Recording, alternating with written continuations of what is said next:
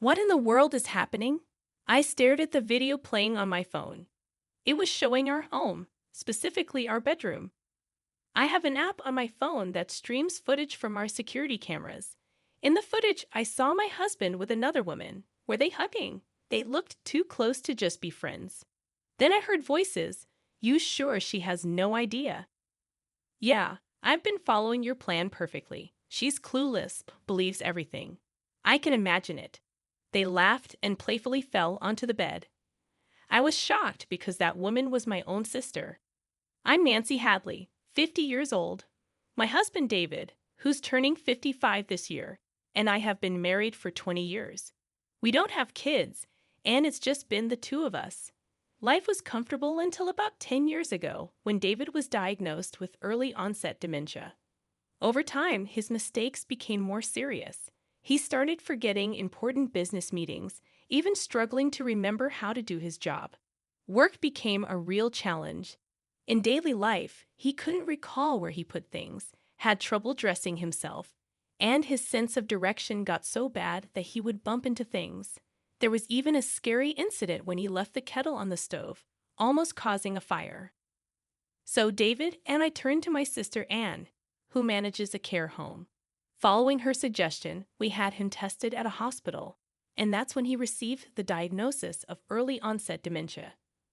David had to retire from his job, and now a caregiver from Anne's facility comes to our home twice a week.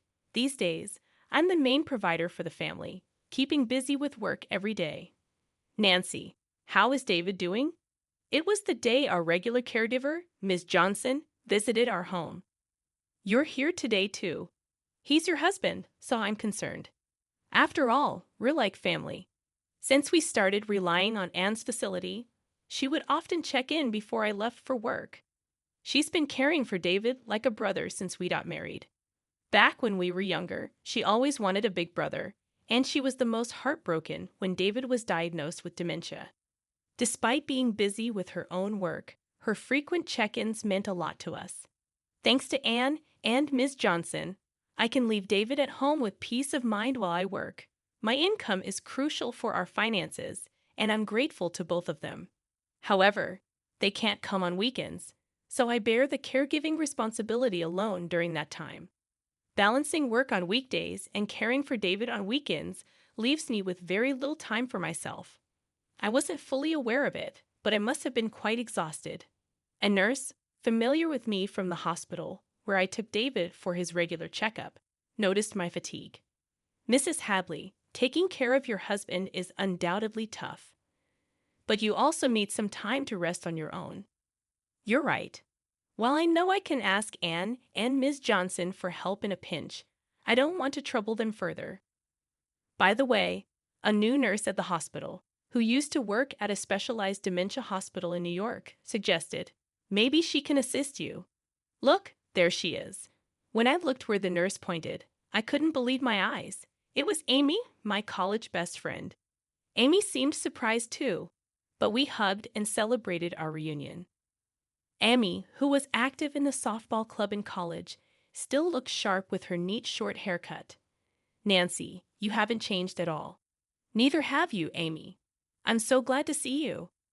Amy shared that she waited for her children to grow up, got divorced, and returned to her hometown. Just let me know when you're free for a cup of coffee, she suggested. When David, in his wheelchair, emerged from the examination room after his tests, I introduced him, saying, "Oh, this is my husband, David. It's been ages since our wedding." That's right. It's been a long time. Amy, Nancy's college friend, bent down to match eye level with David, who was seated in a wheelchair, and paused for a moment. Amy, is everything okay? Oh, sorry, David. We met once at your wedding. Is that right? I'm looking forward to taking care of you in the future. Thank you in advance. David smiled and replied. Amy seemed to look at David with a somewhat meaningful expression, perhaps noticing my puzzled look. She stood up with a smile. I've taken care of many patients like your husband, so I might be able to offer some advice. I think I can be of help, so feel free to ask. Absolutely, I'll definitely rely on you. Thanks, Amy. We said our goodbyes. Later on, I encountered Amy on several occasions, such as when I went to get David's medicine or when his health declined. Each time, Amy would look at me with concern, but I pretended not to notice and brushed it off. A few months after my reunion with Amy, David and I visited the hospital together. Just as David was called in for an examination, I heard Nancy. When I turned toward the voice, Amy looked serious. Amy, is everything okay? Your husband, David, just went in for his examination. Do you have a moment to spare? Certainly I do. Amy guided me to a counseling room. Nancy, how's it going with taking care of David? Are you worried about yourself? Thanks. I shared updates on David's recent health and mentioned how the constant caregiving without breaks was affecting my well-being. Amy attentively listened to my story. Initially, I thought she was just concerned about my health. But then she began with, "Actually, Nancy." What she said next was quite unbelievable. About a week before we reconnected, Amy started. She was out shopping in town when she saw Anne with a man she recognized. Amy knew Anne as my sister, but the man's face seemed familiar to her. When Amy approached them and Anne introduced the man as her boyfriend, it was only when we met again at the hospital that I realized it was David, your husband. It was all so perplexing. That's surprising. No wonder you had a strange look on your face back then. Amy had seen Anne and David together in town a week before our reunion. However, David seemed entirely unaware of Amy's presence. I looked different back then. I had longer hair down to my shoulders and wore glasses. I looked completely different. This might explain why he didn't recognize her, but it was still quite a revelation. There's one more thing that's been bothering me. According to Amy, David's responses at the hospital seemed strangely unnatural for someone with dementia. She mentioned that his behavior resembled someone she encountered at the hospital where she used to work, someone pretending to have dementia. The man I saw in town was walking confidently, responding clearly.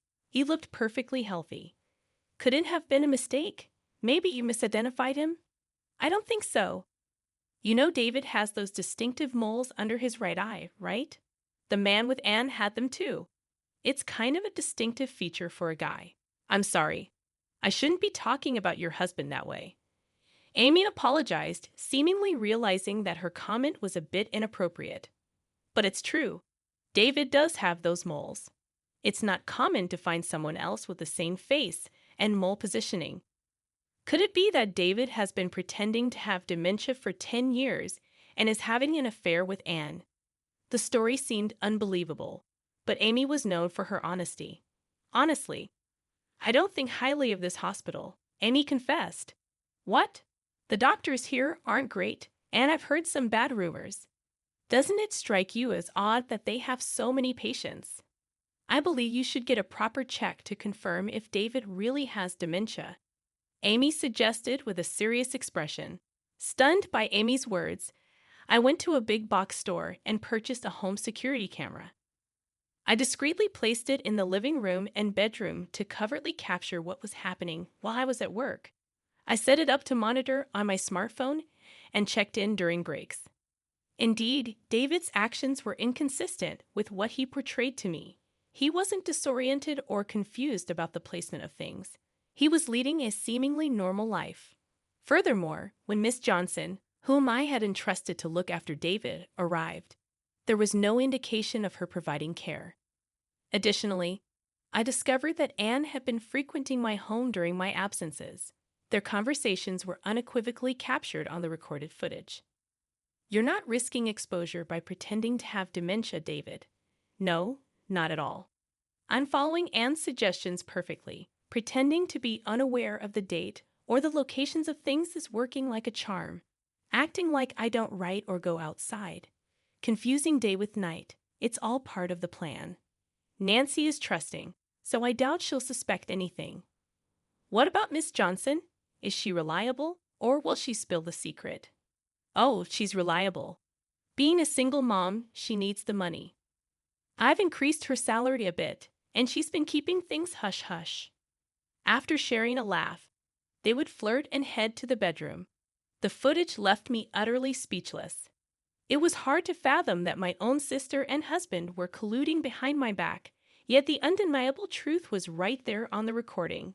Faced with this shocking revelation, I felt lost. A few days later, I found the courage to confront Miss Johnson, who had been caring for David. When I reached out to her, she agreed to meet the following Saturday. I visited her apartment and presented the footage. She appeared resigned, tears filling her eyes as she apologized. "This is the truth. I've been deceiving you all this time, and I'm truly sorry.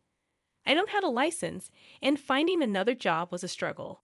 I had no choice but to go along with what Anne said because she offered me such attractive terms." As seen in the footage, Anne, a single mother supporting her child alone, needed the money. However, she grappled with guilt as she realized she was aiding in deception. Her guilt led her to share her testimony with me and provide copies of receipts, daily reports, and her diary from that period. Regardless of my financial struggles, what I did was unacceptable as a human being. I am truly, deeply sorry. She continued to express remorse repeatedly. In addition to the evidence and testimony from Miss Johnson, I decided to gather more proof. After meeting with various involved parties and learning their perspectives, I consulted with my lawyer and opted to confront David and Anne at the site of their affair. On a typical weekday, feigning my usual work routine, I lingered near my house. When Anne arrived and it appeared to be the opportune moment for the two of them, I returned home, capturing the scene. Caught off guard and unable to escape, they panicked. With a cold tone, I said, "I know everything now, David. I heard you messed up your cherished job, got sidelined, and grew to dislike your work." These were details his co-worker had shared about David's conversations with colleagues. "There's nothing left for me here. Nancy is earning well. I want to quit and live a relaxed life." Observing my composed demeanor, David hastily began to confess. "It wasn't my idea. Anne seduced me. She suggested we pretend to have dementia, be supported by you while you're at work, and meet as much as we want." Even Miss Johnson had been recruited by Anne to serve as an alibi. David's words seemed to place the blame on Anne rather than me. Upon hearing David's accusations, Anne became hysterical and erupted in anger. What the heck? David was fully on board with the plan, and now he's trying to evade responsibility. "That's cowardly. Shut up. You're the one who kept pushing me into this. I just went along with what you said." As they bickered stark naked, my heart grew colder. I couldn't tolerate the situation any longer. "That's enough, both of you. Get out." I threw their clothes, along with Anne's purse scattered on the floor, out of the living room window and then closed it. Despite their persistent banging on the window and pleas for an explanation, I ignored them, closing the curtains. When their attempts to communicate persisted, I sent a message on WhatsApp stating, "Be quiet.